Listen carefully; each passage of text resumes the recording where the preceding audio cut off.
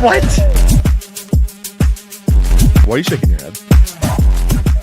You're welcome.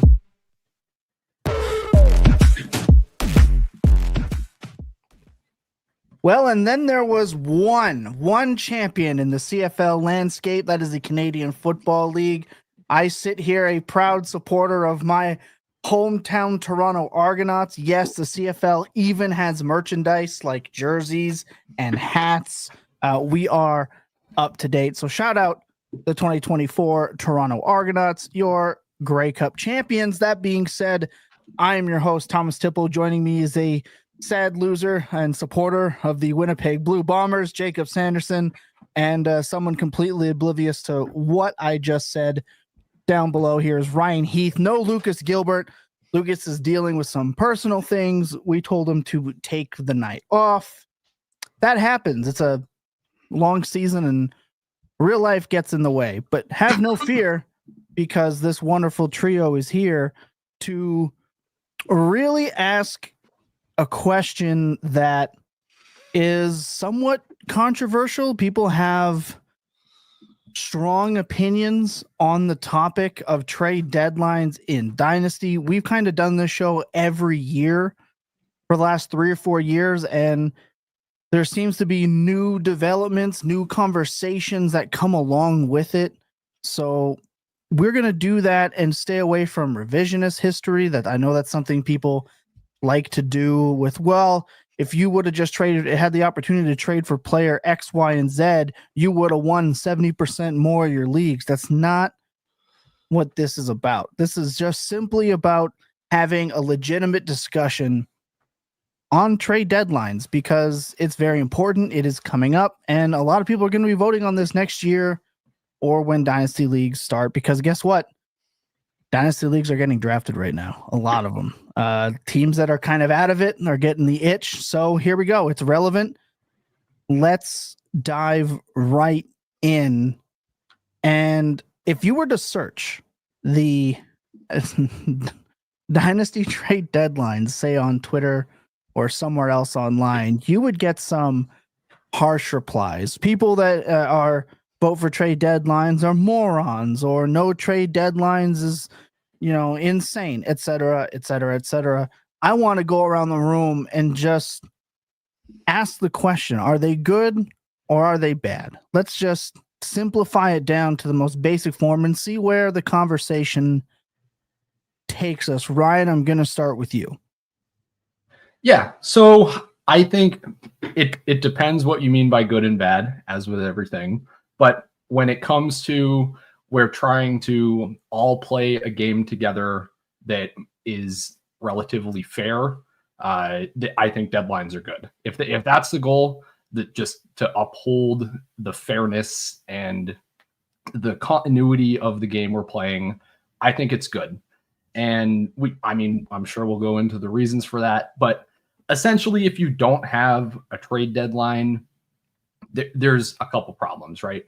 So if you're from the perspective of the rebuilding team and there's no trade deadline, you have you have every incentive essentially to wait as long as you possibly can to sell off your players, because on the other side of that, the quote unquote contending teams, and what I mean by contending teams is the literal last 2 teams left in the league in championship week, if we're truly going with no deadline, that's when they are most incentivized to pay up as much as possible. So really, if there's no trade deadline and everyone is making perfect decisions or what have you, then there probably aren't going to be a lot of trades in your league until the absolute last possible moment. And I don't personally find that fun. I have a lot of other things I like to do in week 17 other than grinding through all of my dynasty leagues and trying to move all of my players or all of my picks right then on that exact week. Yeah. So yeah, I like moving up the decision point earlier in the season, make people make a decision, make people, make a sacrifice or have to actually think about whether they want to buy or sell at the deadline. I think it's important to note that I don't think there's one right way or one wrong way to play this out. I am in leagues that have 3 different settings for dynasty trades. I'm in leagues that have no deadline, can trade all year. I am in leagues that have a firm deadline. I'm okay with that too. I can manage. And I have my favorite, which is the modified trade deadline, which I have been trying to make a little bit more mainstream. I feel like every year, the last couple of years, and it's slow going, but we're going to continue to try to do that. Merge is kind of the best in both worlds. We'll talk about that a little later. I prefer to have a trade deadline simply because I feel like it makes the challenge of building your roster. Like I've said, Dynasty is the easiest game in fantasy because there's so many outs. You have a ton of outs. It takes one person in your league to make a trade that, allows you to recover from a bad decision. That to me is the easiest part of the game. If you're making that an unlimited possibility, it shrinks the repercussions, if you would, or the opportunity for there to be repercussions for your actions. And to me, that is important. Jacob, how do you feel about it? I know you have a very nuanced take on this. You wrote a wonderful piece on this at Thinking About Thinking. That link's in the description. Let's start breaking into it because I loved what you wrote about it. You and I have had these discussions, and we converted Ryan last year. I think you popped on this show.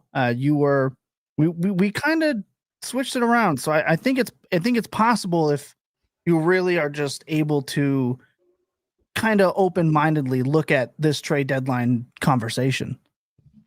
Well, so my view on this, and I wrote about it. I wrote about a lot of stuff we're going to cover today, both strategy for buyers at deadlines and this trade deadline conversation at Thinking About Thinking, if people want to check that out. But my view on why I believe strongly in trade deadlines. First of all, the 2 most common arguments I hear against trade deadlines in Dynasty are, 1, we should be able to have more trades, more league activity. 2, we should be able to have opportunities for rebuilding teams, the teams most in need of value, be able to leverage that against contending teams. I think both of those points are good. The problem is I don't think that no deadlines actually work to accomplish either of those stated goals. It doesn't accomplish the first one because of what Ryan said, which is if you're a seller, you're more inclined to wait until you can squeeze the best possible price. And then the critical part is it does not actually help rebuilders. The teams that get helped the most, if we all agree that the highest prices available are going to be when teams are actually in the finals and they can smell a championship and they know exactly what player they need to put in their lineup and how much of a difference it's going to make in their projection. If that's when the biggest returns are going to be, then the teams that actually have access to making trades at that point of the season are not just the rebuilders. It's also all the teams that just lost in the quarterfinals and all the teams that just lost in the semifinals. And in fact, those are probably the teams that are going to have the best assets for sale that week. There's probably not going to be that many items or assets that are actually going to get sold during the finals because these teams probably don't need more than 1-2 players each. And so they're going to be shopping for the best of the best, the McCaffreys, the Barkleys, the Henrys, whatever of those pieces just got eliminated in the last 2 rounds, and they probably just got eliminated off of playoff teams. So actually the teams who get to take advantage of this the most are not the proactive rebuilders that have been strategizing towards this. They're also not the teams that actually don't have value and need this injection. It's just whatever teams went all in and lost and then happen to still have Derrick Henry on their roster and they get to flip him. And so what it creates actually is an incentive of no consequences. It's just everybody is incentivized to just go play redraft. And then if you lose, you just sell your best pieces off at the end. And that's fine. I'm not saying this to pity the poor proactive rebuilders. If you play in a no trade deadline league, I think you should not do that. I think you should go and try to play all gas, no breaks all season and play to the incentives of the league. I just think that fundamentally that is a different form of game that is not actually this utopian free market rebuilders taking advantage of contenders. It's actually just the opposite. It just turns Dynasty more and more into redraft where there's no consequence for people's actions, and you don't have to face that fundamental dilemma that I think attracts a lot of people to Dynasty, which is how much am I willing to risk out of my future to go chase after trying to win now, when in fact you're actually incentivized to have it both ways. I think that's brilliantly said. We're going to touch on that more when we come back from this quick break. Sit tight. One thing I loved of what you just said there, it points out that I feel like not having a trade deadline can hinder rebuilders in the sense that they will miss out on the opportunity to make deals at opportune times. Because if somebody is sitting in 7th or 6th, instead of having to think out and plan their approach to the playoffs or what would be the playoffs, they can go, why? I'll just wait till week 14. I can wait till week 15. If I'm bordering, maybe you don't want to give up anything. If you're the 7th or the 8th seed, maybe you just kind of want to wait and see what happens. If you get that 6th seed already, and now all of a sudden, instead of the rebuilder, I saw Nick Westbrook-Akine get traded for a 4th today, simply because somebody needed that wide receiver, because they might need that 7 points to still have a shot to get in by the deadline at week 14. I'm sorry, you just have a lower chance of seeing even deals like that with no deadline. There's less of a push. There's less of a importance to get those ever important points on your roster, if you would. So I agree with that. I love that take for sure. It also, I think, kills. It's hard to say. It kills the blockbuster deal. Does that make sense? To me, it kills the blockbuster deal. And those, it's kind of selfish for me, but they're exciting. Those are exciting trades. You want to see 3 firsts get sent for Garrett Wilson and like James Conner. You know, you want to see that. You want to see big bombastic. If you're 4th and it's the semifinals now, and the person that has James Conner is just sitting there because they just lost, well, now, you know, they're probably just willing to take anything they can get for him. And now that price is now drastically changed. It just changes the structure of big deals, which is significantly less exciting for me personally. It's one of the reasons I am for trade deadlines. I will say this. I am very much pro modified trade deadline. Let's talk about that for a minute, because I firmly believe. By modified, you mean like non-playoff teams can still trade with non-playoff teams? Yes. Yeah. So I'm fine with that. when I talk about a modified trade deadline, if you have not heard this before, or this is like a new concept for you, that's fine. It's not common. I believe that teams that are not in the playoffs should still be able to make moves. And if you think that, oh, well, why would the bottom 6 teams trade with one another? Well, why have no trade deadline? Half the league is not trading with each other anyway. So now you're just limiting your trading pool to the top 6. It's a weird argument to begin with. Hear me out. If you have the bottom 6 teams, there are going to be players that other people are still interested, picks that can still be made, bets people may still want to make to the next year. As soon as a team gets eliminated, that team is now eligible to go back and start trading with teams that have already been sitting out until the finals have happened, and then all teams return back into the trading pool. Yes, it means you can't double the price on a 32 or 31-year-old running back to that guy that's now pushing into the finals. Correct. It does limit that, but there are other deals to be made. And it does allow you to get yourself set up, make some moves around, and it still allows rebuilders to continue working and not just forget about their lineups. I also have another method, in my opinion, that you pair with this, and it really hits home, and it's an incentivized consolidation bracket. If you have the bottom 6 teams in a consolidation bracket, I like to use a bonus pick. We've been doing this for a while in a bunch of our leagues, the Jacob. bracket. I've done it with lottery odds boosts too. I Yes. like having a draft lottery in a lot of my leagues. Yes. See, I like to award pick 201 to the winner of the bracket. It is an untradeable pick until that draft is over. It incentivizes the bottom 6 teams to continue to fight and win.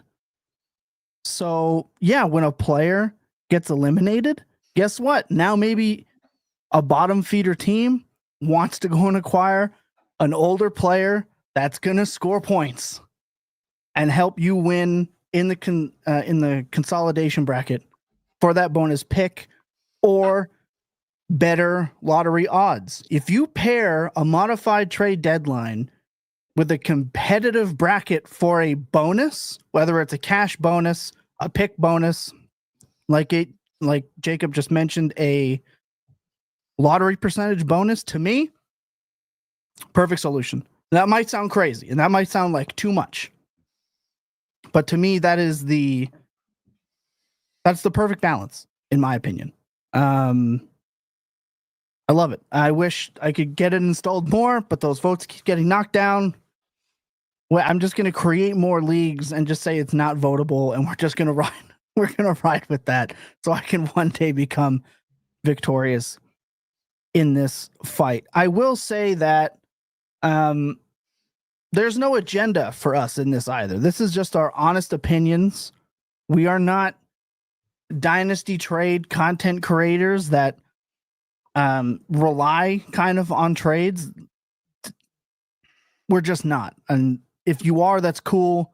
I get why you would be more in favor of no deadlines. This is just an honest opinion on this. And again, no right or wrong way to play. There's just not. With all that being said, let's talk about, we talked a lot about selling last week. I don't think we need to do that again. I think we need to worry about buying at this point. Now, this is going to go for both deadline and non-deadline teams, but it is week 12. A lot of deadlines are week 14 because if your deadlines are still in week 13. Some are already happening. Some are happening. Some have. Change your leagues. I think we can push that trade deadline up. I am for that. Even pushing it right until the playoffs start. Like that, to me, that's the sweet spot now that we're in week 17 finals. That's when it should be, my opinion. We got people in the chat. That's a great league setup. I actually like the sound of that. That's what I'm saying. Think about it. We'll go through it. DM me. We can talk more about it. I love that setup, obviously. Let's talk about who should be buying, why we should be buying. If you are looking for, here's 5 players you need to win your league. It's not us. That's not what you're going to get from us. That's not why we're here. We want to talk about the teams that should be identifying buying, how we should be buying, etc. So, Jacob, let's kick this off with you. Teams that are buying, how should we get it started? All right. I wrote about this, and there's a lot of like charts and math and variables. I'm going to try and simplify this in the spoken version, but long story short is this. There's 2 main considerations I think you should, of course, have when you're deciding whether or not to make a big buy at this point in the year. Number 1 being, how productive is your team? And associated with that is, how likely are you to actually be able to get a buy? And then the other is, how valuable is your team? How much buying power do you have for the long term? And we talked about a lot of that last week on the selling episode. I think that my theory is that on both of these, there is a bell curve effect to whether or not you should be buying. For production, my argument would be the very most productive teams, the teams that are already locked into buys, they're already first in points for, probably don't need to be buying very frequently on those teams, because the further you get as a favorite compared to another team, the less likely that extra piece, that little bit of addition to your projection is actually going to matter in a given playoff week. And then similarly, of course, the most fringy playoff teams, the teams that are major underdogs entering into the playoffs, the least likely that bye is going to make a difference because your odds are very low to win the league anyway. So the teams that benefit most to me are those middling playoff teams. Maybe it's especially the teams where that bye might be able to help you immediately now get a bye, change you from the 3 seed to the 2 seed, something like that. And those teams that maybe flip you from a 45% in a matchup to a 55% in a matchup. Because the closer you are even in a projection, the most impact that a slight boost to projection is going to have on your win equity. The opposite of that now is what I call the reverse bell curve when it comes to value, which is that the highest value teams should be the ones most looking to buy because you're the ones that can most withstand being able to buy. You have that extra currency to spend in future years to go and focus on this year's championship. And then similarly, I would almost argue that the teams that are the least valuable contenders, the most fragile contenders, you're probably having to rebuild next year anyhow. So you probably lose the least if you're throwing an extra second round pick out there, an extra third round pick out there. It's not going to matter that much in the aggregate because you're probably going to have to rebuild next year anyhow.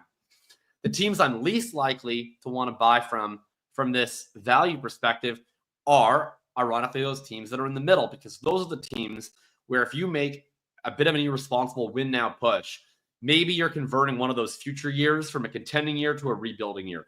You're turning a team that you maybe didn't have to rebuild right away into one that you do, or a team that you would have had to do a 1-year rebuild into a 2-year rebuild. And so all that being said, I wrote in the piece all these different kind of graphs, but basically my rule of thumb would be the further apart your value and your production are, the more inclined you should be to buy. So the teams that should be looking to buy, in my view, are either very valuable contenders that aren't that dominant in points, where you have a lot of value to spend and you got to make more of an impact in this current year, or the opposite, the productive teams that are pretty low value teams where, you know what, this is the best chance you're going to have to win your league for a while, and you may as well go for it. The teams where the value and the production is actually closer together, those are the teams where ultimately I think buying makes less sense. Yeah, I completely agree. There are, I know from experience, because I have a couple of these teams. I have a few teams that are in like third and they're like 8th in points for. How do you feel about teams going? Now, I won't say all in. Going all in is bullshit. It's bullshit. Stop it. Right? You can trade 3 firsts for Puka Nacua, and in weeks that matter, he can get you 9 points still. Right? And Puka Nacua is great, but now you've sent all your capital away, and now you just get to roll out the same team that you have now. It's bullshit. A couple years ago, it was you have to have Nick Chubb. Nick Chubb is going to win you weeks down the stretch because of his schedule. And he averaged like 11.5 points a game. Like, you can go and buy Derrick Henry, right? Derrick Henry is the running back you need to win go all in, send a first for Derrick Henry and send whatever for whoever. And Derrick Henry can go and not have a touch in the fourth quarter of a game because the Ravens are going to Raven. All right. And yeah, it's an excuse for me to bring that up on how bullshit that is, but still it's possible. So I think it's bullshit. You're a stub toe or like someone miscooking dinner away from that player being gone for the week that you need him in. I think it's bullshit. Back to the point. If you have a team that's say not rich in points for and but sitting in second or third, that's pretty enticing, Jacob. Like, it's hard not to want to go and buy that player, buy that vet. So let me ask the two of you, those kind of rosters, because there's a lot of them that they're important to talk about. Are you more inclined to go and buy the mid-ish tier player, keeping in mind those are very few and far between in week 12 of the fantasy season? Are those the players you're buying that have more risk maybe attached to them? Like, I know I have one team I traded 2 seconds for Mike Evans and Zach Ertz. I really needed a tight end. tight end has killed me. Mark Andrews, I thought I was all the way back in, and then Isaiah Likely played again. We're all the way back out. So I need that 11 points. I'm dying for that 11 points in my tight end spot. I sent 2 seconds away. Now that's risky because clearly I don't have that high a production of a team if I'm 8th in points 4, 7th in points 4, but I'm sitting in 2nd, 3rd, or 4th. That team is actually ass. But we are getting by with versus the wins and losses gods of the fantasy season.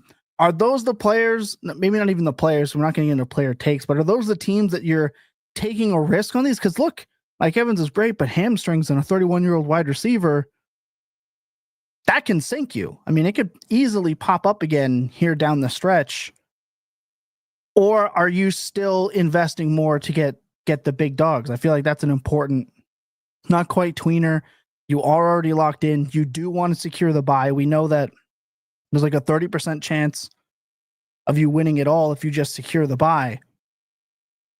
So if you have that kind of roster, because you talked about the, tons of value, maybe not producing as much, or if you're just that mid-tier points 4 team and value team, how do you go and win if you're already sitting there and let's say through 1 through 4, you're already sitting well?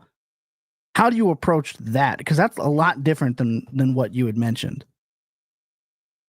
So I think the first thing to think about if you're in that situation, number one, or well, really in any situation with Dynasty, is number one, can I get a bye, right?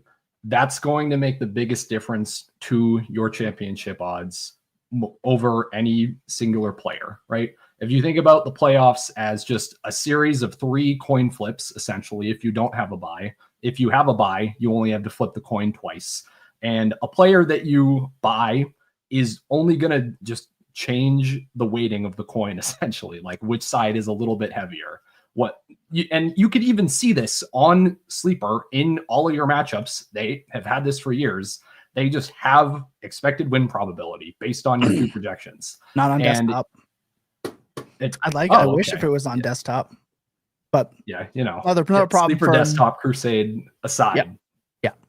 But you can observe this when if you go to set your lineup or whatever on a Thursday, and it's like, oh, I got to take out the guy that had a bye in it, and going from like a 0 to 9 projected points or whatever might move your win odds from 43% to 48% or something like that, right? Right. It's generally not that big, and that's even if you're going from a 0 to an actual projection. Never mind if you're going from like a 9 to 10 points per game in your flex up to a 14 or 15 point projection. It's even less, right?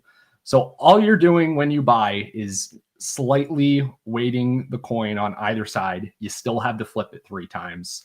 Or if you're getting the buy, you only have to flip it 2 times. Now, to go directly to your question, Thomas, the way that, and see, you thought I forgot your question, and I didn't. I knew did exactly where I was coming to. Okay, I love that. So now to answer your question, Thomas, number one, we want to acquire players that at a point in the season where they're going to increase our chances of earning the bye, right? So that could be right now for some teams. And number two, we, especially if we're on, as you're talking about, kind of a lower production team that has lucked its way into possibly getting a bye. Right. That's a team you might have to rebuild next year, right? Yeah. On average, I'd say if value and production are close to each other, most likely that's a team you're going to have to blow up next year. You don't want to get into a huge deficit in your rebuild before it even starts, in my opinion. That's just not how I like to. I don't like to have to dig out of the hole for an additional year. That sucks.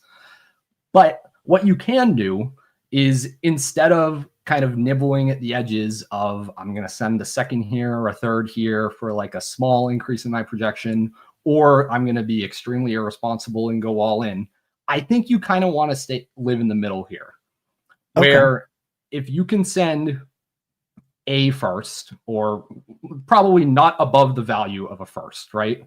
For a player that's going to increase the weighting of the coin and ideally increase the odds you only have to flip it twice, that's great. But also you want the player on the other side of the bet, once the coin flips are done and you're into the offseason, you want this player to have, in my opinion, a more volatile range of outcomes. Why? Because we like acquiring volatile players on rebuilding teams. So either you're going to lose those coin flips and it's, oh, I'm in a rebuild, but at least I have this out where the player has this volatile range of values that could still even pay off what I paid for him when I thought I was buying him as a contender. Or you win the coin flips and you won the league anyway, and you're cool and you don't care that you now have a volatile asset, and you'll figure that out. That's a good problem to have, right? So I think probably the best example of this is somebody like Chase Brown right now, where he's a running back that this year we can feel fairly confident that he's just going to project as a top 5 running back every week for the rest of the season. That's going to help most teams' lineups. If you're a win out of a bye right now, that is going to dramatically shift your championship odds if he's going to help you win a bye right now. But also Chase Brown can be purchased right now kind of under the assumption that this isn't going to last, right? Like Chase Brown is not going into week 1 of 2025 as the unquestioned bell cow. But what if he does? There's absolutely worlds where that happens. There are not worlds where Chase Brown is getting 100% of running back touches every single week in 2025, but there are worlds where he's in like a Bijan Robinson-esque 70 to 75% opportunity share if the Bengals really like what they see from him down the stretch here. And as we talked about, I think last week, it's not as if he has never carried a full workload before in college.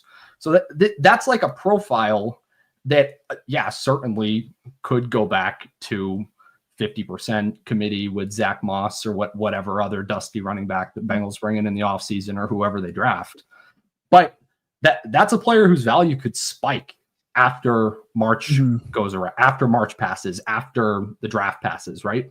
So that's the type of player where you're on those teams where you're feeling like you're on thin ice. Should I really be buying with this team? You want it to be a type of player that you don't hate having on a rebuild because you could become a rebuild very quickly. Yeah, I've seen Chase Brown go for a 25-1 yesterday or today. Now, clearly that's going to be a top, it's a late pick, right? It's going to be from a top 4 team that wants their 20, 21 points per game. I think you're right there. That's still probably even too risky for me. But again, you're at slim pickings in week 12. I mean, how many teams have, like, a lot of these teams have been picked to the bone already, which is one of the things I don't understand with you need to have a no trade deadline so you can get more. Who are you trading? Who's holding? If you're in 8th place and you're holding Josh Jacobs and not already trying to get ahead of, everyone else trading away their players to give contending teams production, you're already behind. So it's just one part of it that I don't totally understand for that. We're going to get Jacob's rebuttal to that when we get back from this very quick break. So stay tight. Jacob, the floor is yours. Yeah, I mostly agree with everything that Ryan was saying there, for sure. I think that Chase Brown is a fascinating piece at this deadline because he's one of the few pieces that doesn't really fit the archetype of what I'm about to say, in that he is a young piece, but he's kind of valued in some ways similarly to older, more fragile pieces. And he's a really interesting player to go for that reason. Generally speaking, in terms of the archetype of player that I'm going for, the first thing I'll say is that you should never be attached to a particular player. The time to trade for players out of player-based takes is not really when you're just trying to buy points. That's the kind of thing you do if there's a certain player that you think is a buy low and you're a rebuilder and you want to get thrown into teams. Really, it's a thing you do in the off season or in season, but that's not really the context of a deadline buy. Deadline buy is really just about trying to maximize the bang for your buck in terms of increasing the projection. I don't think you should really be that ideological about what players you're targeting to accomplish that goal. More than anything, you just want to look at your current roster and you want to look at what is the biggest spot on my roster where I could create a really major difference between my current replacement level on my roster and where I could go and buy. So, we're talking about all these productive rosters. Every roster actually is different, of course. If the strength of your roster is depth at this current juncture, where you don't necessarily have a lot of elite players, but you're solid everywhere, you're probably a lot less well served by making an aggressive deadline buy than a more studs and duds type roster where you have a few true superstars, but a couple of clear-cut weaknesses, because the actual impact of that buy that you go and make at the deadline is going to be a lot higher if it's plugging a massive hole versus if you're just adding another body and then trying to figure out who to start.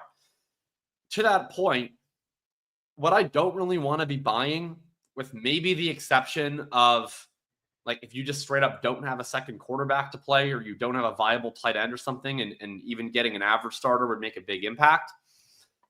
Outside of that, I don't really want to be adding anyone who's not a meaningful projection player. So like, you're trying to bring up guys like Christian Watson. It's like, okay, if you want to just make a bet on Christian Watson, you can make a bet on Christian Watson. But I'm not doing that in the context of adding points to my roster. There's no contending roster in which Christian Watson is making like a meaningful weekly projectable impact. It's probably different from whoever else your flex is. So that could be two things. That could mean that's spending important. really up on a Derrick Henry or a Saquon Barkley, where it's like these are players where the projection is very high. The cost relative to that projection in Dynasty is not that astronomical because they're a much older player. And it could mean your Bijan Robinson, Jamar Chase, what's have you. From those top rosters, if you have a high value team, I'm trying everything I can to try and get those truly young elite players, those scarce players. If it's a little bit more fringy, you probably have to look a little bit further down the line. But ultimately, where it's decided for me is just who has the most difference-making production on their roster among all the managers that aren't going to make playoffs and who is willing to sell. And you just knock on those doors, and hopefully you find a motivated manager who appreciates the situation they're in and is willing to sell off their points. But that would be the one big thing, is like make sure that you're maximizing the impact of your buy, because that's a mistake that I made when I first started playing and that I see all the time. Is teams go into the playoffs are like, I just gotta make an ad. And then they make an ad and it's like, oh, now I have a 13-point projected flex replacing a 12-point projected flex. And all you've done is like really strengthen your third player off the bench. If anything, this is right about when bye weeks are going to end. This is really when the depth of your roster is starting to matter less and less. So just adding players to add doesn't really make a whole lot of sense. You want to have a lot of precision in terms of who you're adding. And for that reason, I think you want to be really only prioritizing those truly elite producers. And depending on the context of your team and the sellers' teams, that could be younger guys or that could be those elite olds. To further that point that you just made, how many guys... I'll rephrase what I'm going to say. How many teams, when you look at another player's roster, are you sitting there saying, man, if I just had that one guy, I would be able to beat him for sure? Right? Because we have to remember, unless you're rolling into the playoffs and you've had like, I don't know, Cole Kmet or like Darius Slayton in your flex spots, how far away are you from one guy making or breaking your roster? Because you can go all in and you can not even go all in. You can go and even get and pay up for that expensive piece, that expensive player. Look at CeeDee Lamb. There's somebody out there that bought CeeDee Lamb on the cheap thinking he was going to get a swing back after the Cowboys bye week. Yeah, this is awesome. Now that player that you spent 2.5 or 3 firsts on has Cooper Rush. And yes, CeeDee Lamb he threw the ball 55 times. Right. And now his upside is Terry McLaurin. And you could have just went and got Terry McLaurin or, like the chat said, Christian Watson from this week or one of 30 other wide receivers that had the same range of outcomes. So there is no guarantee. Right. There's none. Absolutely none. So I'm in agreement with you. I would rather pay up a little bit for someone that we know has some long-term-ish value than the short-term. But I will say, in terms of solidifying the buy, because let's talk about this. I'll do almost anything if I'm sitting in the 2 spot or the 1 spot to solidify my bye week. There was a year where the person I was playing against they were sitting in 7th, and it was an absolute smash spot for Mike Evans. And I bought Mike Evans from that player to make sure that they couldn't play him against me. I knew I wasn't going to lose at that point and secured my buy. I paid simply to make sure I had 0 chance of losing the buy that week. Like I overpaid to do it. I am aggressive. How aggressive are you guys for securing the buy? Because in my opinion, that's the only thing that matters. Get the buy and call it a day. Ryan kind of touched on that. I am hyper aggressive for that. I will make trades in the short term that are very, or I should say, are I mean, that's why I think you should not be to waiting secure until the deadline to make your buys, right? Like, to me, Yeah. the best time to make the buys is week 5, week 6 on those teams that look like they're going to be 50-50 for a bye week at that point in time, because that's when you can really maximize the impact, you know. But still, if you're considering making a move and you're tied for the bye or 1 game back or 1 game up, and you have the week 14 deadline, I would certainly rather make the move now to maximize the runway of the impact of that addition versus waiting right until week 14 to do it. That's for sure. Yeah, I am very much hyper aggressive. What say you, Ryan? How hyper aggressive are you to solidify the buy? Because there's going and getting the buy, and then there's doing some kind of wild stuff to get it done.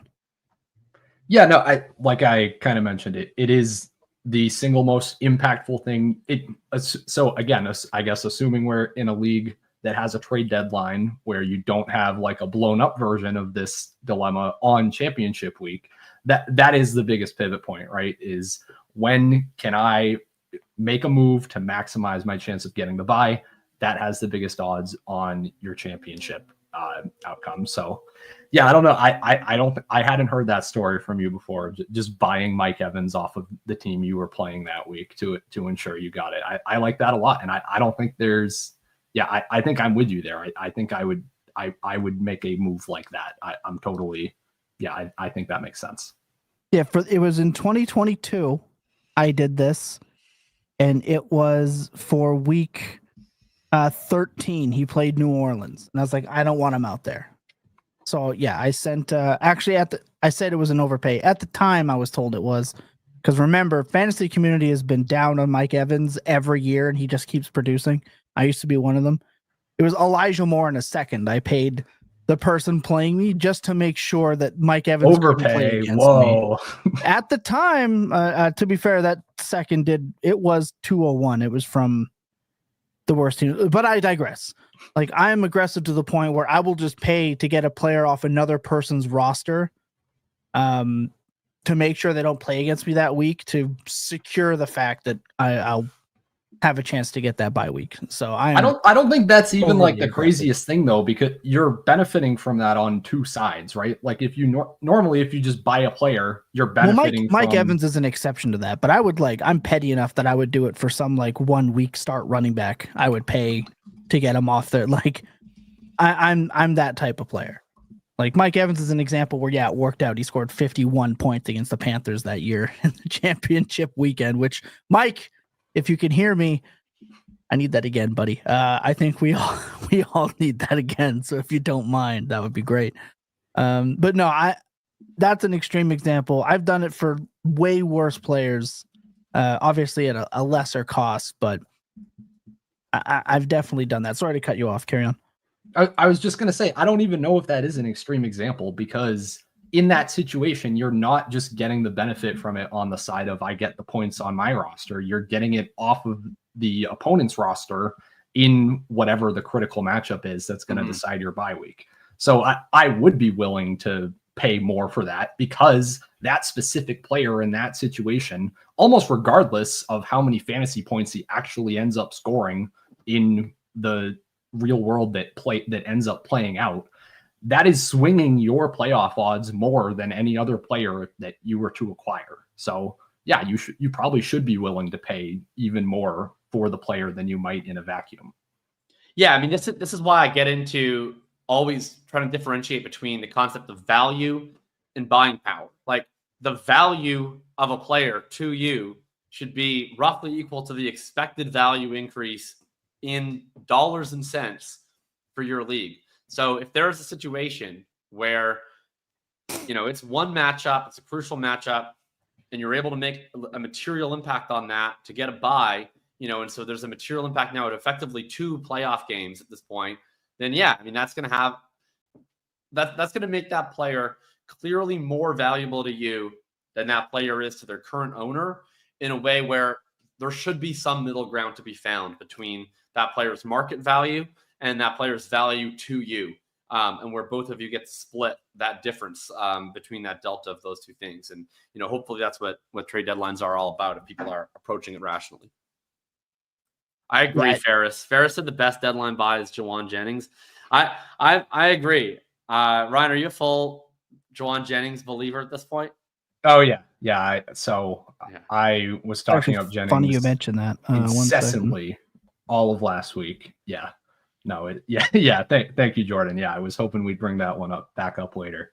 I agree. So Jennings almost a little bit falls into kind of the Chase Brown mold that I was talking about from earlier, where this is a player who we could project for, I'm going to say conservatively fringe top 12 wide receiver numbers for the rest of the season.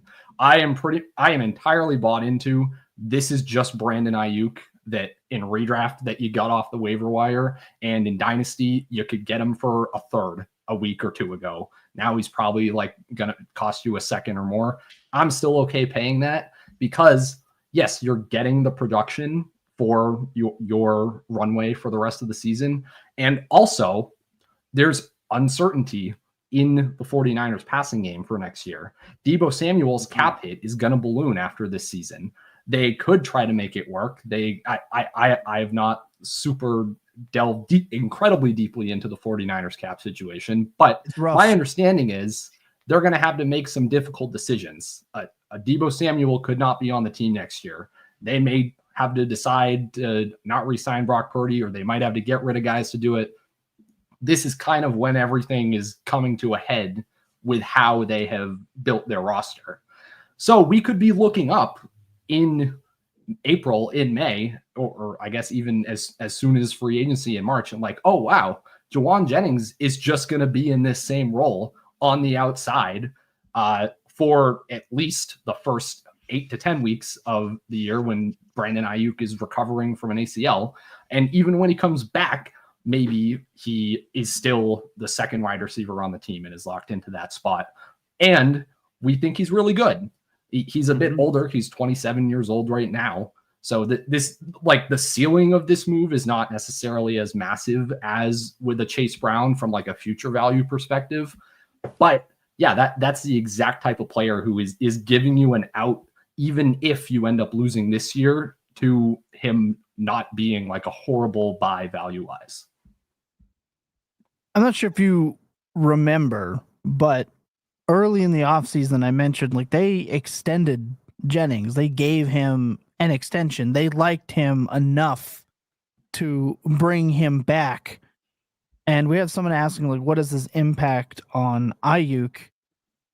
I mean, it's definitely something. Like, what are the chances we see Brandon Ayuk back at full strength at all? This is a multi-ligament injury. I wouldn't be. I mean, Ayuk is not going to be anything close to himself next year. Exactly. So obviously that matters. I have looked into this Deebo Samuel thing. Not because of Jawan stuff, but just his injury. Like even as putting aside the Jawan stuff, his injury makes him a very bad bet for next year. Yeah, I've been avoiding the buy Brandon Ayuk train. We've talked about that a lot on the Dynasty Points market report, Andy and I. But post June 6th, they have $17.5 million. They'll take a $10 million dead cap in 2025 and a $21 million-ish dead cap in 2026. So there's still a very good chance that Deebo is in fact not on this roster next year. He's very important. And if you are a Dynasty Points Market Report listener, you would have known that 3 weeks ago I referred to Juwan Jennings as my savant must buy in Dynasty.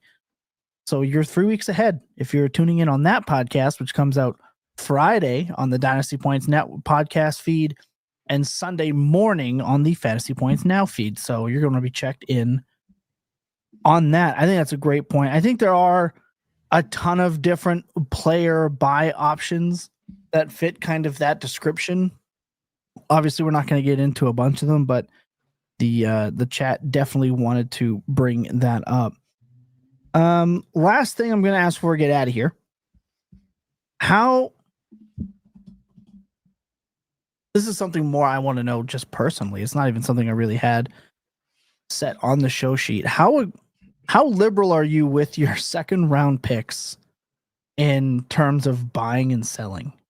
Because I have this habit of I'll just send second round picks. Like I will send those things out.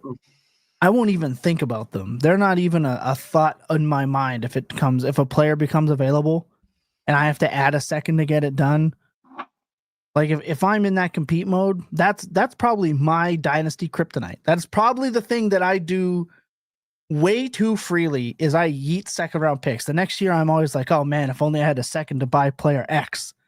Or I really wish I could have drafted player X and Y in that upcoming draft in April, but man, I traded him for wide receiver 41 on keep trade cut now. So how liberal are you with your second round picks? Because I send those things out no problem. I try not to just toss a 2 straight for a player for the reason that I talked about before. Like most players that you can get for a second are not going to make a massive impact on your roster. The exception to this again would be probably the easiest exception to this would be if you are the Dak team or you're the Lawrence team or whatever, and you need just a starting second quarterback in a Superflex Dynasty League to be able to have a viable path. That's the kind of situation where I'm definitely willing to send that second round pick out. But like most wouldn't give me a second receivers, for Aaron Rodgers though in league record. Thanks for that. No, I did not. No, I did not. But I gave you a second for Carr. So what's the difference? It's true, but still, you had sent me the Rodgers one. I really wish I would have hit that at the time. Yeah. So that's a scenario where I will send the 2 out. But like there's not a lot of maybe Juwan Jennings would be an example of this, but there's not a lot of players that are worth a 2 that I think are going to have massive value over replacement. So, am I willing to add a 2 if it's in the context of, okay, I've already offered 2 firsts for a superstar, and then okay, fine, I'll add a 2 to that. Like, sure. I'm almost always trying to find ways to, if I am adding, like if I'm trying to add the Juwan Jennings of the world, like I'm doing everything in my power to not actually send the 2 for Jennings. I'm trying to send 2 adjacent things and players. And if I don't actually get that, I'm probably just going to wind up not making the deal. Because at the end of the day, like most of the teams, it would take a very particular team where like I can just add that, send that 2, add Jennings, plop him in, and it makes a big difference. Most of the time, that's still just pushing a different starter out of my lineup. Like, let's say I have Mooney as my last flex.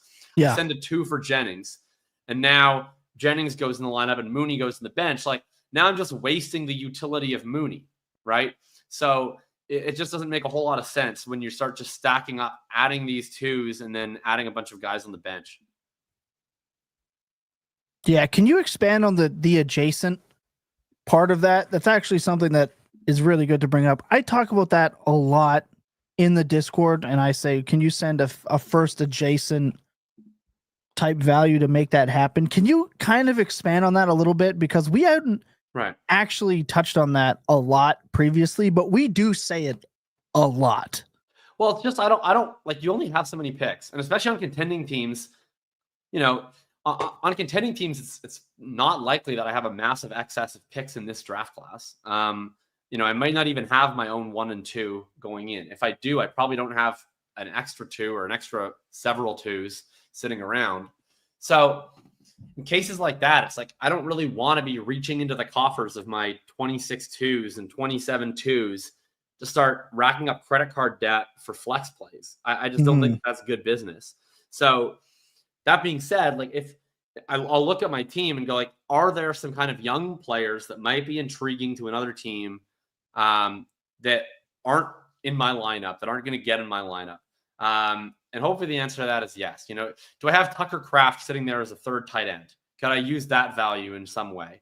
Do I have, some wide receiver? Like, what is there a younger version of Jennings that's similarly valued, that's sitting on my roster, that if I trade for Jennings is displacing that player?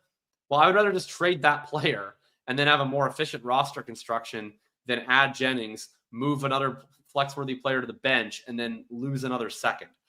Just because you only have so many assets with that universal appeal of a draft pick. So ideally, I'm not trying to send out the picks unless that's the only way. Yeah, again, brilliantly said. I just felt like touching on that because our listeners have asked me previously, and I've honestly just forgotten to answer the question. TD says tilting for Tillman. Yeah, I'm obviously you want to see a little bit more of Tillman. He's also another player, right? More obviously, we talked about that in the trading, like the selling episode last week that you can go touch up on. One more break, and we are going to get into the last piece of info here. We're going to kind of close out this trade deadline nonsense and then get into player picks and wrap this week's episode up. So sit tight. Okay, here we go. Let's wrap up this trade deadline debate, because I know it's not going to be the last we hear of it. Trying to have some fun with it. If there's one thing you could say to sway somebody who firmly believes feet planted in the ground, one thing to win the debate in Debate Club, if you would, versus the person who is hard set, they will not move, they will not budge, what would it be? What would be your closing line to end the debate of all debates? It's just Dynasty, and you should play in the rules that make you happy. Oh, you're so lame. You're absolutely lame for that, Ryan. I like it at an attempt of giving like a serious answer, I guess. I'm like Jacob here. I should dig into you for not giving serious answers like this late into our podcast, like you did to me last podcast, Jacob. Yeah, Jacob is the king of cop-outs. Yeah, I'm too nice of a guy to do what you did to me last week, Jacob. There we go. So that's fine. We'll let that one stand. So he doesn't want to let it stand. No, go ahead, Jacob. No, you go. Okay. All right. So what I would say to someone that is very anti-deadline is, I think everyone who's anti-deadline has this scenario in their mind where it's like, oh, I'm going to be the one that is going to totally make this crazy deal right before the championship. Like, I'm going to be the one that like the blockbuster is happening. No, you're probably not going to be the one. It's either A, it's not going to happen at all because your league is inactive, or that's the majority of leagues probably out there realistically, or B, someone else is going to be the one and you're going to be really pissed off. So that's just what I would urge you to consider. I just think ultimately, I'll restate the case that I made, which is if you agree with the premise that Dynasty is ultimately about trade-offs and about having to make tough choices between winning now, prioritizing the future, and if you think that the purpose of trading, and specifically of these point purchase trades, is to give rebuilders a chance to extract a little bit of value from the contenders and help balance out the league, if those are two things you believe in, then I think that a trade deadline is a very helpful lever to actually endorse that. If those are not things you believe in, then don't have a trade deadline. The reason why I flip out all the time about the trade deadline debate is that the arguments that I most commonly hear for it are arguments that the actual effect of no trade deadline betrays, that it doesn't actually do what it is supposedly intended to do. If someone just says, look, I don't care what the effects are, I'm a libertarian, I don't want any of your rules telling me what trades I can and can't make, and I don't care what the perverse incentives it causes, I don't care about any of that, I want to be able to make a trade anytime I want. Okay, that's fair enough, right? That's a coherent value system. I just want people to actually think it through and recognize what it is a trade deadline brings you and what it is no trade deadline brings you. If you're happy with what no trade deadline brings you, then go forth and be merry. Still kind of a cop out, but I'll take it. If I had to say one thing, Scott White said some leagues have ridiculous trade offers from the same guys. That's Dynasty, unfortunately. Like that's right. I'll say a good and a bad trade offer is very subjective. What is good to some people is going to be bad for others. People have different value systems. People have different, they use different resources, different advice tips, etc. I have sent trades and people have quite literally laughed at me, and I've sent the same trade in another league and it got smash accepted. So good and bad are kind of subjective there, Scott, but I don't disagree with you. There are, and of course I have a very regular saying for stuff like that as well. For the other side of that,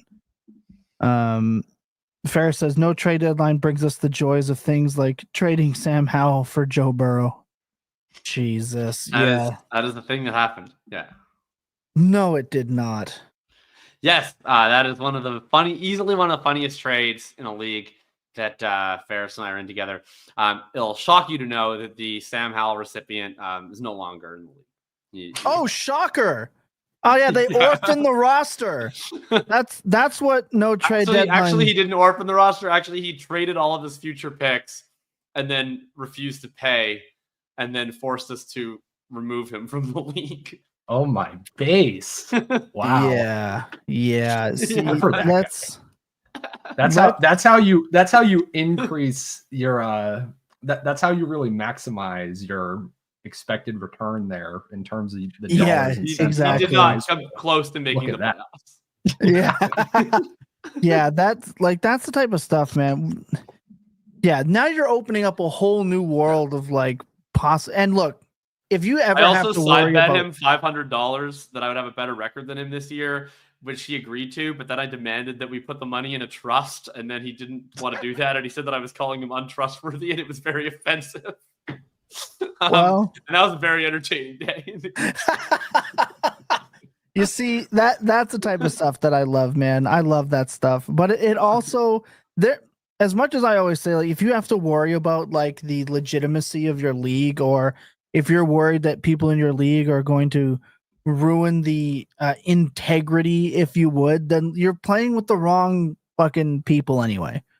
Right? I can honestly say since 2019, I've had problematic people in my league twice. One of them we dealt with this year in a league that existed for a long time, and it was a truly hilarious run of not introducing ourselves, which was not related to trading at all, but just something hilarious that happened. And there was only one other time where I have ever in any league had to remove someone for refusing to pay futures on trades that they made. Conveniently enough, and no joke, no bullshit, in one of the few no trade deadline leagues we were in, would not pay for the futures and had to be removed. So maybe that's what I base my experience on. I don't know, but if you have to worry about, I'll say this, if you have to worry about the integrity of your league or people colluding or some sort of tomfoolery, get out of the league. It means your league is ass, in my opinion. So there's that. All right. Should I say? Nah, I'm not going to say it again.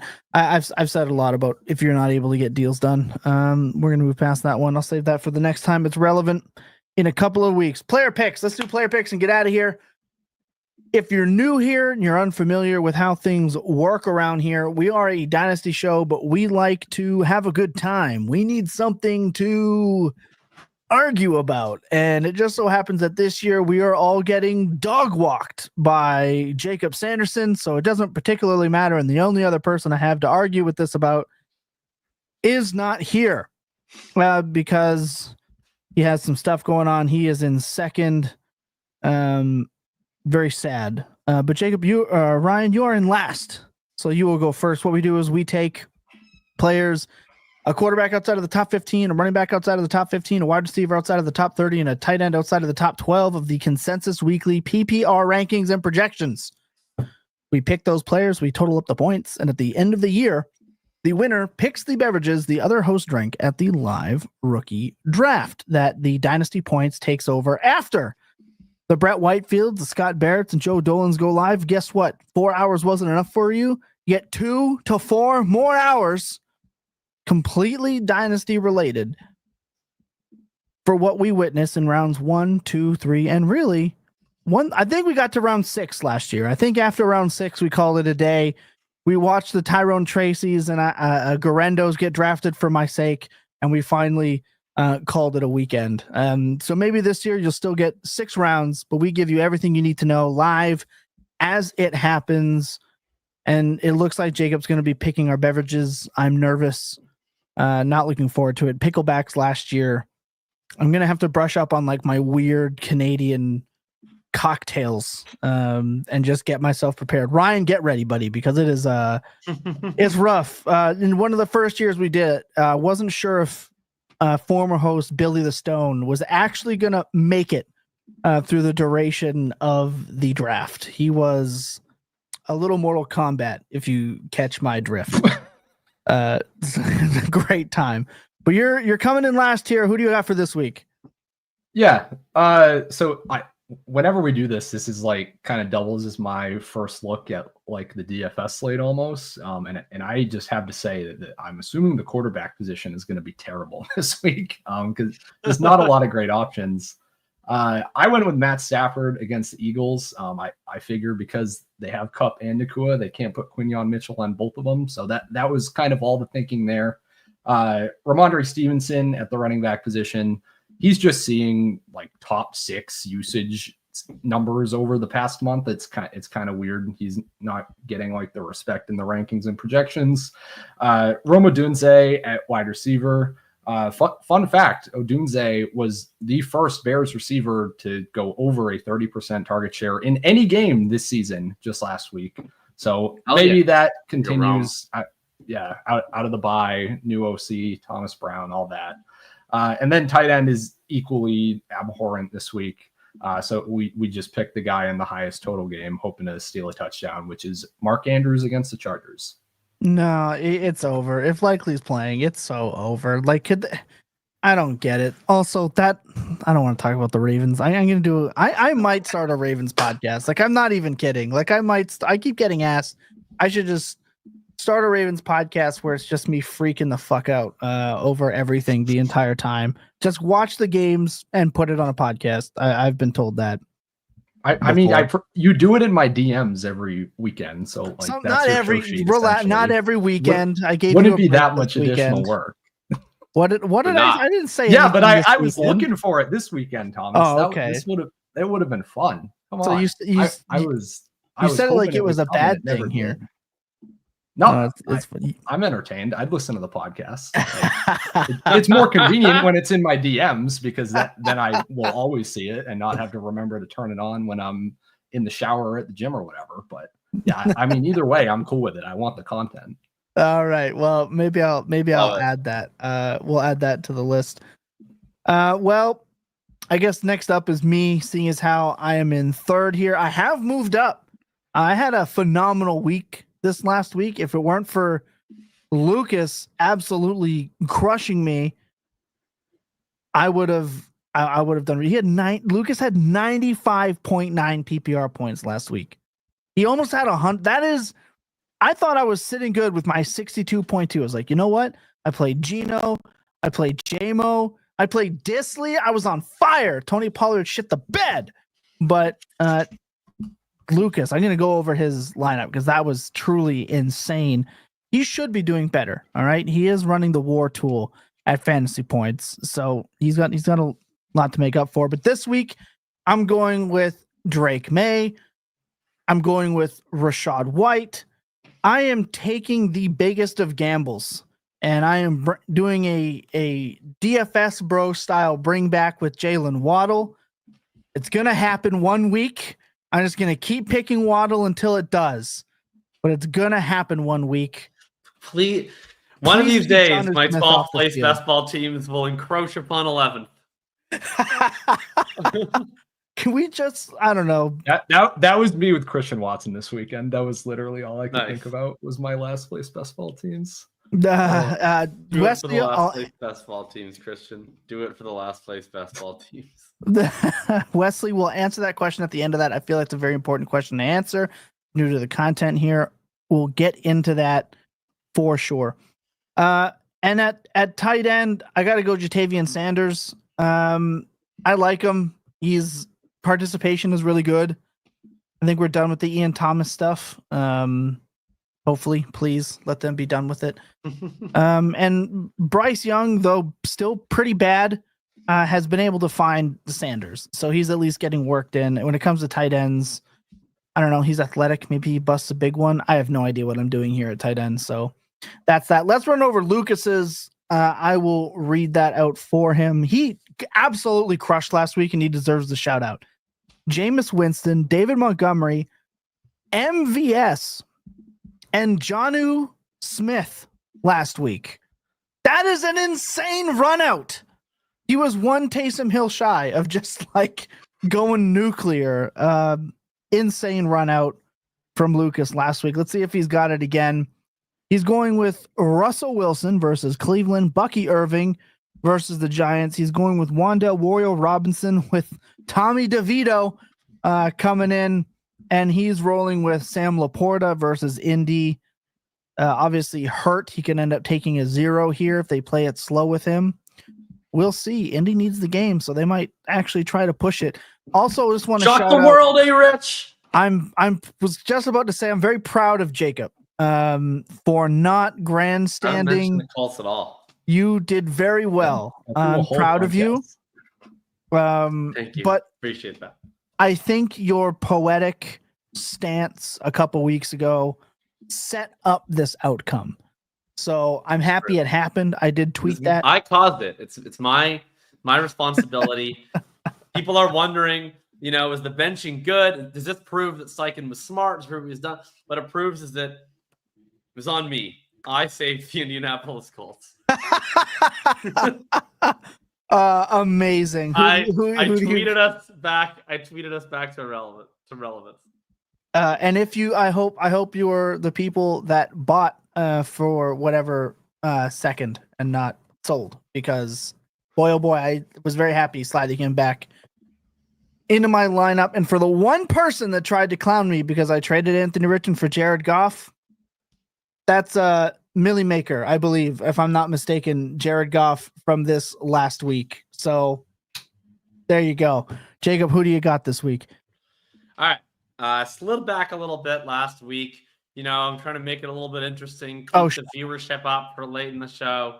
So this week I'm going with Caleb Williams. He ran 9 times for 70 yards with the new offensive coordinator, Thomas Brown. Maybe that's a sign of things to come. We get a little bit more fantasy upside out of him. Went with Kareem Hunt at running back. They get the Carolina Panthers. Isaiah Pacheco might be back this week. We will find out.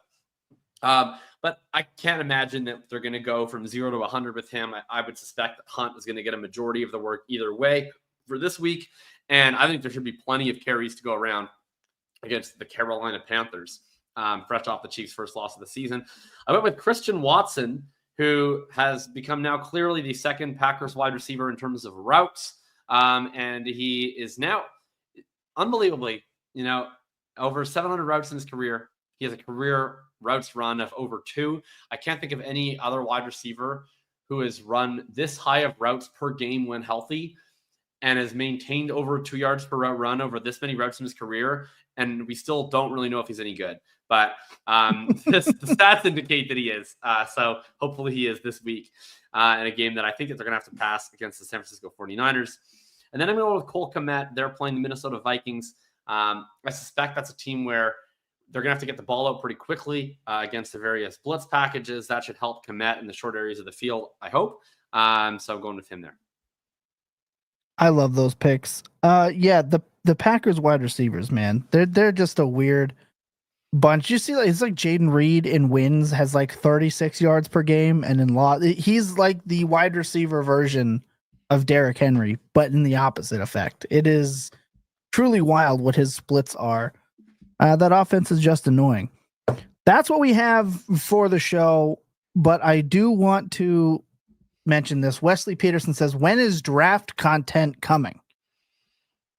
Being a weekly Dynasty podcast, it can get tough in season to bring new and fresh concepts and ideas. One thing that Dynasty Points has not had really at our disposal before is access to very smart and intelligent film analysts and other people able to really break down some college information this early.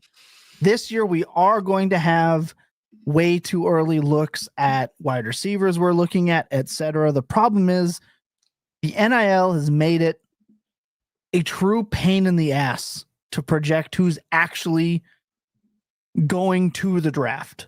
So the one thing we don't want to do is sit here for 2 hours and discuss our favorite prospects and have 4 of the big ones end up going back to school. So what I can say is that I do have plans to have guys like Brett Whitefield, Josh Chevalier, even Eric Froton on the show to discuss some rookies coming up, but we're probably about a month away from that. We're probably into the fantasy playoffs is probably when we really start looking at rookie content. And then we'll answer this last question. Tronde says, phenomenal. We appreciate you, TD. Are you guys buying, selling, or holding Xavier Worthy? I don't have any. Selling. I mean, I have like 1 share, but selling. Yeah. I don't have any, so I wouldn't know. I will say that I'm not buying. I refuse to buy and had refused to buy because who knew? You can still get good value. A player's biggest upside being DBs forgetting to cover them is not something. It's been working all year for Quentin Johnston. Every single week. Hey, it is. I somehow luck boxes a 30-yard uncovered. Dude, I have again this week been the sweat of my life. Like I have like an unhealthy amount of parlays riding on his season-long under, and like the sweat of this under 575.5 just as I watch him collect seemingly 280 yards purely on uncovered routes is absolutely infuriating. Like, this is going to be the worst beat of my life. Just watching him beat his season-long over exclusively on uncovered coverage busts is so tilting. It's one of the most aggravating seasons I've ever experienced is this Quentin Johnston season. Yeah, and that's I could talk for hours about how angry it makes me, and how angry it makes me the way that people like respond to the situation. Where let's talk about it. It's the most obvious thing ever to point it. We literally have in the Fantasy Points data suite, we have a busted coverage filter that you can turn on and see, okay, yeah, our entire team of film charters who know exactly what they're talking about all got together and said, yeah, this play was a busted coverage. This is exactly how many yards and fantasy points Quentin Johnston has scored on these busted coverages. But people will still say, I think it's funny in like the ironic sense to say, oh, well, he's really sneaky or whatever. They can't see him. But then the people will say it unironically. And that just, that drives me insane. I'm sorry. He does a great job of getting lost in the coverage and finding a way to break open. Enough. I will say comments, though, I can't with QJ, man. I can't. I will say though, Jacob, do you know who's second in that statistic? At least I think he's still second. Probably Jaden Reed, I'm pretty sure. Yeah. Correct. That is exactly it. It is your boy Jaden Reed. Yeah, very, very interesting how that's coming to be. I still think QJ is doubling him, if I'm not mistaken. Last I checked, QJ's gotta be like the literally like the all-time NFL leader in busted coverage yards. Like it's every week. Every single week he gets a busted. Do you know what's the scariest thing? And this is just us now. We're way off any show sheet. This is just kind of bonus bros talking ball. But you want to know what's the most disappointing part of this for Justin Herbert? Who Herbert has looked like he's like turned the corner over recent weeks. Herbert still only has 14 total touchdowns on the year, and Johnson has 6 of them. And 5 of them are the broken coverage. Like, I think 5. I think it's 5 touchdowns off broken coverage. We're going to find out right now. I'm pulling he's looking it up. So then it's like, all right, we're finally getting Justin Herbert. He finally has 2 games over 20 fantasy points in 4-point leagues. Let's go. 24, 19, 19, 24. And it's like QJ, broken coverage, broken coverage, broken coverage. It's becoming really hard to figure out what's going to happen. Meat Revolt says Herbo running was the sneaky part of the equation. That's also true. He is running for his bloody life out there right now. I don't know how much they actually want him to do it, but we'll find out. They get Baltimore. We'll see what happens. But yeah, I think it's 5 touchdowns, Ryan. I think off broken coverage. So this is showing me 3 to Quentin Johnson and 1 to Josh Palmer on busted coverages. So can we not cover Lad McConkey? Let's have a busted coverage for my wife. I know. Oh, that's also the other thing I he hasn't needed them. Lad's been unreal. Like, no, Lad's is good. Lad is an ethical scorer. Yeah, he is legitimately good, and like very much legitimately can be, you know, their Keenan Allen 100%. I believe it. He's looked damn good. I will say, for everyone that said the slot fade is not usable in the NFL, the egg on your face is showing, because I swear every play Lad McConkey gets open, sometimes it's an out and up. Sometimes it's an out and up. Right, but he goes from the outside, he motions into the slot, and he is one way or the other, like either slot fading or like slot out and up. The Lad McConkey special is he motions into the slot, but then he runs the out and up. And it's like, I don't know if I've ever seen anyone run that specific route as good. Like, he'll do like the jab to the in and then to the out and then back. And it's like, he's just dance revolutioning these fools. It's the crazy thing about it is like, I was a very pro Lad person. I had him wide receiver 4 in the class, but like, I will even admit, I did not give him credit for how good he is in contested catch situations. Yeah. Like, every time that he like does the rip up and through on those balls that are like slightly unintentionally underthrown and he's hanging on to them, it's like, I wasn't familiar with that part of your game. Like, I knew he could run routes and get open everywhere, but like every time that they throw a contested go ball to Lad McConkey or slot fade or whatever, I'm like, that's a goof. Oh, he caught it. Like, I still don't actually buy that he's going to come down. Like, I thought he was Tyler Lockett. I think he might be Doug Baldwin. That is actually a really good description, actually. I like that a lot. I will say with Lad McConkey, he does look kind of like a cartoon character. Like his helmet. Like Toad. His helmet, he does. His helmet looks 3 sizes too big. He looks like a Pop Warner. You know, kids play every Pop time Warner. They would cut to him in the primetime game the other night. Yeah, he's just like looking up at the crowd, like fucking. Yeah, I don't know. Massive head, like it's like innocent look on his face. Kid play with the team. Yeah, he looks like they let play with the team is having 120 yards on Sunday Night Football. Looks like he's like in Pop Warner playing like in an age group that's crazy. 2 ages above. Like it's truly remarkable. Like, he looks like he's like a 13-year-old. He has like such a anyway, it's crazy. It's it's truly suppressing his dynasty value beyond where it should be, because you can't watch him and like wrap your head around that like this guy who sounds like the name of an Irish pub and looks like a 14-year-old is just like out there dominating in the NFL, but it's true nonetheless. Amazing, truly amazing. Yeah, shout out Lad McConkey, man. He was an easy click this summer, and will be an easy click in startups next year as well. All right, I think that's it. That's all we got. I will say, if you guys want something specific for next week, you can leave it in the comment or reach out in the DMs. I would Ryan, you and I had the idea to do a show a couple weeks ago that got moved where we compared consensus rankings. I think that's where we're going to lean next week. We'll talk about it as a group and figure it out. I just realized George Pickens is at wide receiver 13, and I want to talk about it because, oh my God. Shout out Brandon Stevens, the worst defensive back in the NFL, for letting George Pickens boost that value for you because, my God, 6 catches for 67 yards allowed by that guy of Russell Wilson's 167 yards allowed all game this last week, but I digress. We're not going to talk about I didn't know we were doing the Ravens podcast right now. Sorry. I got to stop. I have to be stopped. All right. I could go on about that game for 3 hours, and I don't want to be I'm going to change my Twitter handle to Ravens FF for life or something. I don't know. Change my Fire Harbaugh 2027. I don't know. Whatever. Team accounts, they drive me I'm gonna start posting. We just signed Desmond King, who's a corner, and I'm they were posting his rookie year highlights. I'm gonna start being that guy that posts Jalen Reagor highlights when the Chargers signed him. I'm gonna watch out. That's my Twitter account coming up. I'm gonna lose every follower I have. Anyway, that's gonna do it for our show this week. We'll see you guys next week. Enjoy your games this week. It's a brutal one. 6 buys, truly disgusting.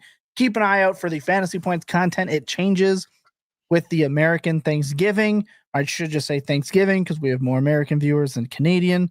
Well, the Canadian viewers are going up, so shout out to us. We're converting them. But so the Thanksgiving content schedule does change. There's an extra cashing points on Wednesday.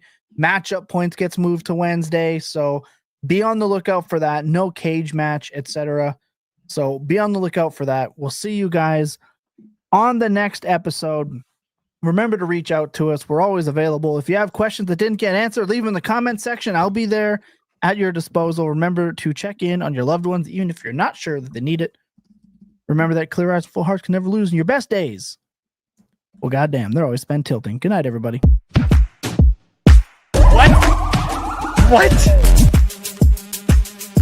What are you shaking your head? You're welcome.